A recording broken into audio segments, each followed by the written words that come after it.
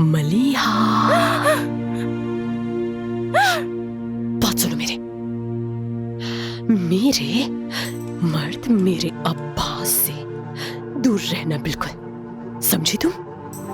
अम्मी! चुप हो जाओ। खबरदार अगर तुमने आवाज निकाली तो, वरना मैं तुम्हारा यह खूबसूरत चेहरा काट डालूंगी, ठीक है ना? बात सुनो मेरी, तुम मुझे अभी नहीं जानती, लेकिन मैं जानती हूँ कि तुम्हें कैसे बताऊं कि मैं कौन हूं।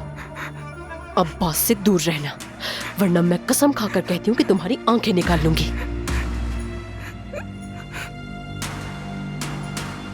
समझ गई तुम?